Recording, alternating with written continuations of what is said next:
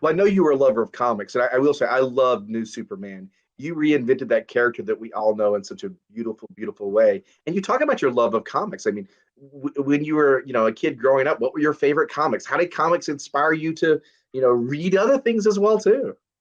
The very first comic book of my collection, the one that I got in fifth grade, was a Superman comic. It was DC Comics Presents number 57, starring Superman and the Atomic Knights. Now, I have to confess, though, even though my very first comic was a DC comic, I was a huge Marvel fan when I was a kid.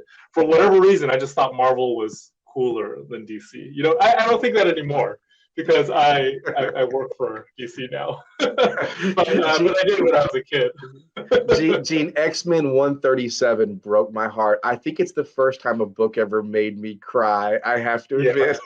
Yeah. To everyone listening. I think like my parents did not think of comic books as literature, right? I was reading all these stories about people in tights, but I very distinctly remember this time when I was in high school. I was reading Dark Knight Returns, which is one of the classic Batman comics, and in my high school English class, my teacher was talking about how Shakespeare would use weather as a storytelling device, and I was seeing the same thing in that Batman comic. Frank Miller was using weather as a storytelling device. And that was one of the first times where there was this link between the stories I was buying at my comic book shop and the stories that I was learning about in my English class. I really think that comics kind of led to me appreciating those English class stories even more.